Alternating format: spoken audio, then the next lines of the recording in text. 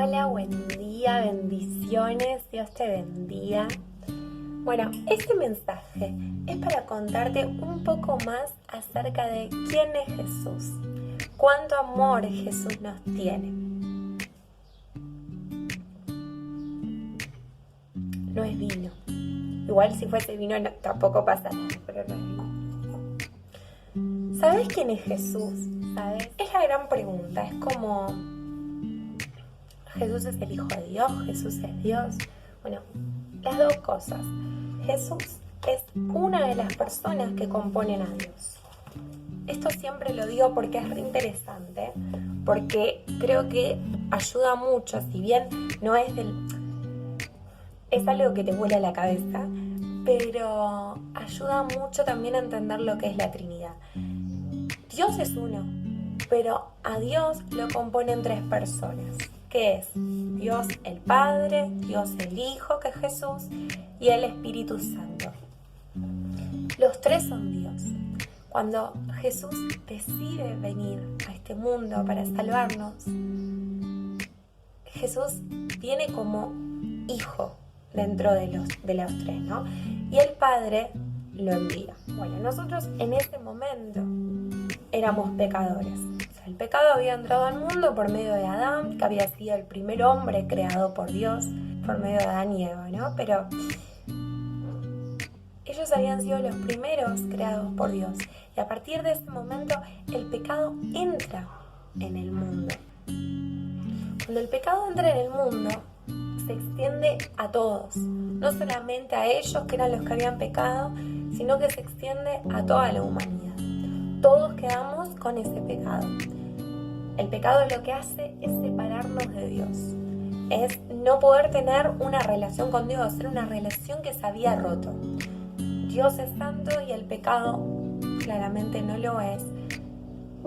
Y fue lo que se cortó. ¿Qué era lo que nos podía volver a poner en una relación con Dios? Lo que nos iba a poder estar en paz con Dios. Era un sacrificio que pagara ese pecado, que realmente fuera efectivo, que realmente fuera también incluso hasta santo, porque el pecado fue algo que fue contra la santidad de Dios. Y ahí entra Jesús, que esto también es maravilloso porque si bien era el hombre el que se había rebelado contra Dios, el que había querido destruir esta relación con Dios, porque Adán hasta ese momento tenía una relación perfecta con Dios, hasta que pecó. Dios siempre quiso tener una relación con su creación, una relación de amor, porque Dios nos ama y Dios nos pensó así para poder estar relacionados con Él. Cuando entra el pecado, eso se corta y Dios mismo da la solución. ¿Cuál es la solución? ¿Cuál es la esperanza para la humanidad? Para poder de vuelta estar conectados con Dios. Ahí entra Jesús. Jesús es la esperanza, Jesús es la solución. Jesús al ser divino y también al ser hombre, porque Jesús se encarna en un cuerpo. Jesús viene, Dios lo deposita en el vientre de una virgen, alguien que no había tenido relaciones sexuales, alguien que hasta ese momento era imposible que humanamente diera a luz un bebé. El poder del Espíritu Santo, que es la tercera persona de la Trinidad, también forma parte de Dios. El Espíritu Santo deposita a Jesús en el vientre de María. Y Jesús nace en un cuerpo humano, pero también siendo Dios.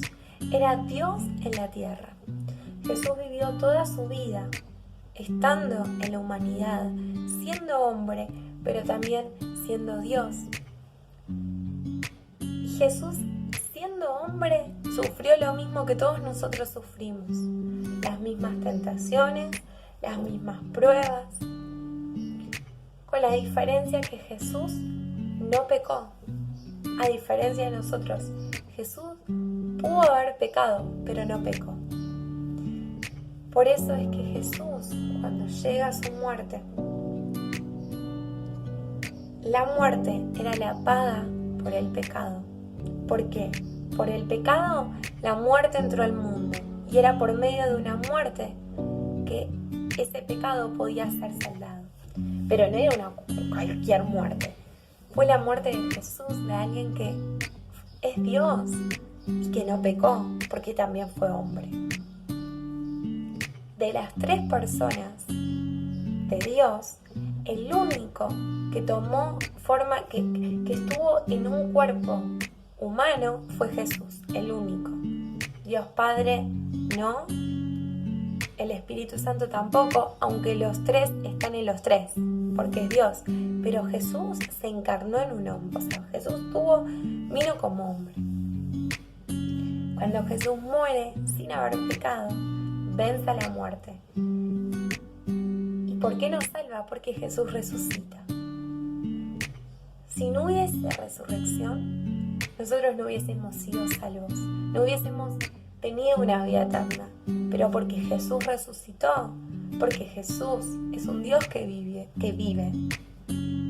Es que cuando nosotros creemos en Él, tenemos esa vida eterna con Dios, por lo que nosotros podamos hacer por Dios.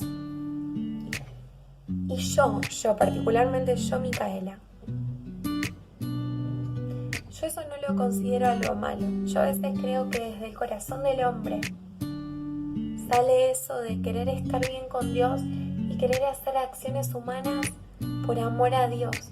Y yo no creo que eso Dios lo desconozca. Yo no creo que Dios eso no lo vea con amor. No creo que sea así. Aunque yo creo que Dios en su amor eso lo ve. Y seguramente, Dios vea ese corazón que tengamos. Pero eso no alcanza para ponernos en una relación correcta con Dios. Porque el pecado es mucho más grande que lo que nosotros con nuestras fuerzas podamos hacer. El pecado es algo que nos pone en oscuridad. Nuestra mente queda en oscuridad. Nuestros sentimientos quedan alterados.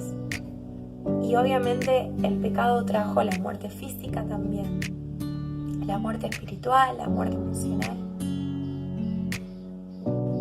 Y es por medio de Jesús que Dios decide darnos esa relación correcta con Él y esa vida eterna. Entonces nunca se va a tratar de lo que nosotros podamos hacer humanamente, sino de lo que Jesús ya hizo por amor a nosotros. Era necesario que Jesús viniera a salvarnos. Y es ahí donde Dios decide que nosotros podamos tener esa vida eterna con Él. Es por medio de Jesús. En los Romanos, en el capítulo 5, versículo 8. Mirá, te voy a mostrar. Bueno, esta es mi Biblia. El capítulo es el que está el número más grande. Y el versículo es el número chiquitito que tiene. Ay, no se llega a ver. Acá. El número chiquitito que tiene de costado. Bueno, no me hace foco la cámara, pero esos números chiquititos son los versículos, ¿sí? Cuando yo digo capítulo 5, versículo 8, van al número más grande, que es el capítulo, y el versículo es el más chiquito. Bueno, esta palabra dice: pero Dios mostró el gran amor que nos tiene al enviar a Cristo a morir por nosotros cuando todavía éramos pecadores. Igual te quiero leer también el 7 porque es interesante. El 7 dice: ahora bien, casi nadie se ofrecería a morir por una persona honrada, aunque tal vez alguien podría estar dispuesto a dar su vida por una persona extraordinariamente buena. Y ahí va el 8, pero Dios mostró el gran amor que nos tiene al enviar a Cristo a morir por nosotros cuando todavía éramos pecadores. Yo creo, a veces pienso en la relación de un padre y un hijo. Lo que